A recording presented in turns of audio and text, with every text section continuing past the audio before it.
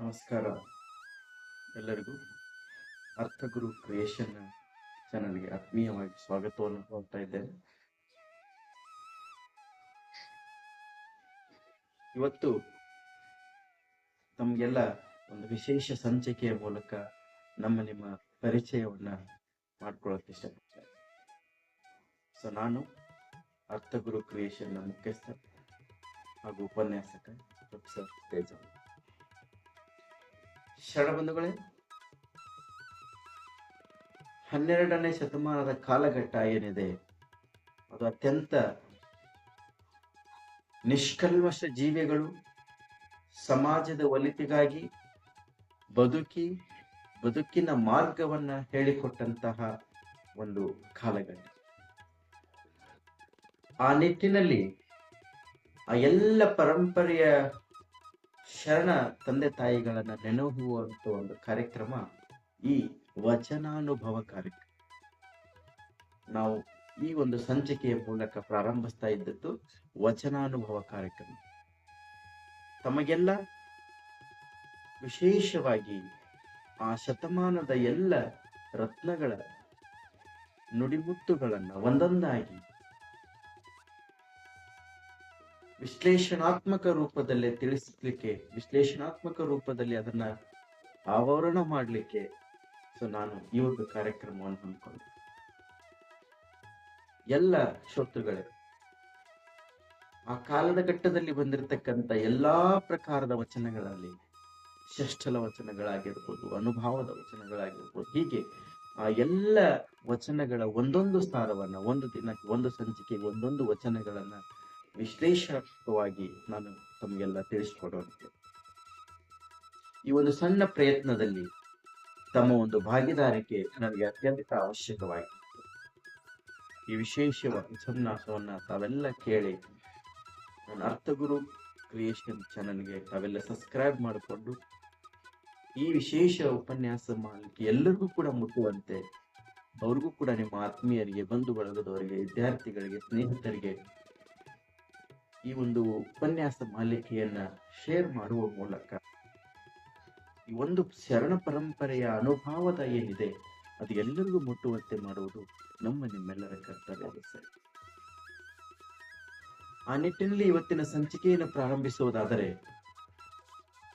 ಪ್ರಾರಂಭದ ವಚನ ಅತ್ಯಂತ ಸರಳವಾಗಿರಬೇಕು ಮತ್ತು ನಿಮಗೆ ಮನಮುಟ್ಟುವಂತಿರಬೇಕು ಅನ್ನುವಂತ ಕಾರಣದಿಂದಾಗಿ ತಾವೆಲ್ಲ ಬೆಳಕಾಗದ ನೋಡ್ತಾ ಇದ್ದೀರಿ. ಒಬ್ಬರಿಗೊಬ್ಬರ ನಡುವೆ ಸಹಕಾರ, ಒಬ್ಬರೊಬ್ಬರ ನಡುವೆ ಪ್ರೀತಿ, ಸ್ನೇಹ, ನಂಬಿಕೆಗಳು ಕಡಿಮೆ ಆಗುವಂತ ಸಂದರ್ಭದಲ್ಲಿ ಅಣ್ಣ ಬಸವಣ್ಣ ಒಂದು ವಚನವನ್ನ ಹೀಗೆ ಪ್ರಸ್ತಾಪಿಸ್ತಾರೆ: ಕಂಡ ಭಕ್ತರಿಗೆ ಕೈ ಮುಗಿವಾತನೇ ಭಕ್ತ. ಎಷ್ಟು ಸರಳ! ಕಂಡ ಭಕ್ತರಿಗೆ ಕೈ ಮುಗಿವಾತನೇ ಭಕ್ತ. ಮೃದು ವಚನವೇ ಸಕಲ ಜಪಂಗಳಯ್ಯ, ಮೃದು ವಚನವೇ ಸಕಲ ತಪಂಗಳಯ್ಯ, ಸದ್ವಿನಯವೇ ಸದಾಶಿವನ ಒಲುಮೆ, ಕೂಡಲ ಚನ್ನ ಸಂಗಮ ದೇವನು. ಬಹಳ ಸರಳವಾದ ವಚನ, ಎಷ್ಟೊಂದು ಮಾರ್ಮಿಕ ಮೌಲ್ಯವನ್ನು ನಮ್ಮ ಜೀವನದಲ್ಲಿ ಅಳವಡಿಸಲಿಕ್ಕೆ ಹೇಳ್ಕೊಡ್ತದೆ ಅಂತ ನೋಡಿ. ಕಂಡ ಭಕ್ತನಿಗೆ ಕೈ ಮುಗಿವಾತನೇ. ಭಕ್ತನಿಗೆ ಒಂದು ವ್ಯಾಖ್ಯಾನವನ್ನ ಇಲ್ಲಿ ಬಸವಣ್ಣನವರು ಕೊಡ್ತಾರೆ. ಯಾರು ಭಕ್ತ ಅಂದ್ರೆ, ಯಾರು ಕಂಡ ಕೂಡಲೇ ತನ್ನ ಎದುರ ಬಂದಿರುವಂತವರು ಕೂಡ ಭಕ್ತರೇ ಎಂದು ಭಾವಿಸಿ ಅವರಿಗೆ ಕೈ ಮುಗಿತಾನಲ್ಲ, ಅವರು ನಿಜವಾದ ಭಕ್ತರು. ಕಂಡ ಭಕ್ತರಿಗೆ ಕೈ ಮುಗಿವಾತನೇ ಭಕ್ತ. ಹಾಗಾದ್ರೆ ನಮ್ಮ ವಚನಗಳು, ನಮ್ಮ ಮಾತುಗಳು ಹೇಗಿರ್ಬೇಕು, ನಮ್ಮ ಮೌಲ್ಯವನ್ನ ಎತ್ತಿ ಹಿಡಿಯಲಿಕ್ಕೆ ಅಂದ್ರೆ ಅದಕ್ಕೆ ಹೇಳ್ತಾರೆ ನೋಡಿ, ಮಾತು ಆಡಿದರೆ ಹೋಯಿತು ಅಂತ. ನಮ್ಮೊಳಗಿರುವವರೆಗೂ ಮಾತ್ರ ಅದು ಮಾತಾಗಿರ್ತದೆ. ಅನಂತರದಲ್ಲಿ ಸಾರ್ವಜನಿಕ ರಂಗದಲ್ಲಿ ಚರ್ಚೆಗೆ ಗ್ರಾಸವಾಗುವಂತ ಮಾತುಗಳಿರಬಾರ್ದು. ಹಾಗಾಗಿ ಹೇಳ್ತಾನೆ, ಮೃದು ವಚನವೇ ಸಕಲ ತಪಂಗಳಯ್ಯ. ಎಂತಹ ದೊಡ್ಡ ದೊಡ್ಡ ತಪಸ್ವಿಯನ್ನು ಮಾಡೋದು ಯಾವುದು ಅಂದ್ರೆ ಮೃದುವಾದ ವಚನವೇ. ಅದೇ ಮೃದು ವಚನವೇ ಸಕಲ ಜಪಂಗಳಯ್ಯ. ನೋಡಿ, ಅನೇಕ ಜಪಾದಿಗಳನ್ನ, ನಿತ್ಯ ಹೋಮಾದಿಗಳನ್ನ ಮಾಡ. ಎಲ್ಲದಕ್ಕೂ ಪ್ರಮುಖ ನಮ್ಮ ಮಾತು, ನಮ್ಮ ನುಡಿ. ಅದೇ ಅತ್ಯಂತ ಅವಶ್ಯಕವಾಗಿರುವಂಥದ್ದು. ನಾವು ಮಾತನಾಡುವಂತಹ ಮಾತುಗಳು ಅತ್ಯಂತ ಮೃದುವಾಗಿ ನಮ್ಮ ಮುಂದಿನ ಅಂದ್ರೆ ನಾವು ಮಾತನಾಡುವಾಗ ಕೇಳಿಸಿಕೊಳ್ಳುವಂತ ವ್ಯಕ್ತಿಗಳಿಗೆ ಅದರಿಂದ ಯಾವುದೇ ತರದ ಮಾನಸಿಕವಾದ ನೋವನ್ನುಂಟು ಮಾಡದೇ ಇರುವಂತಹ ಮಾತುಗಳಾಗಿದ್ದರೆ ಅದೇ ನಮ್ಮ ಜಪ ಮತ್ತು ತಪಕ್ಕೆ ಸಮಾನ ಅನ್ನುವಂಥದ್ದು ಈ ಒಂದು ವಚನದ ತಾತ್ಪರ್ಯ.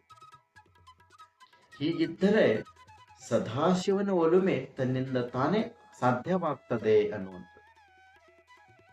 ಮೃದುವಚನವೇ ಸಕಲ ಜಪಂಗಳೆಯ, ಮೃದುವಚನವೇ ಸಕಲ ತಪಂಗಳೆಯ, ಮೃದುವಚನವೇ ಸದಾಶಿವನ ಒಲುಮೆ. ಹಾಗಾಗಿ ನಮ್ಮ ನಿಮ್ಮೆಲ್ಲರ ಮಾತುಗಳು ಅತ್ಯಂತ ಮೃದುವಾಗಿ, ಅತ್ಯಂತ ಮಾರ್ಮಿಕವಾಗಿ, ಅರ್ಥಪೂರ್ಣವಾದ ಮಾತನ್ನಾಡ್ತಾ ಮುಂದಿನ ವಚನಗಳಲ್ಲಿ ನಾವು ಮತ್ತೆ ಶರಣಾನುಭವ ಚರ್ಚೆಯನ್ನು ಮಾಡೋಣ. ಅಲ್ಲಿವರೆಗೂ ನಮ್ಮ ಶರಣಾರ್ಥಿ.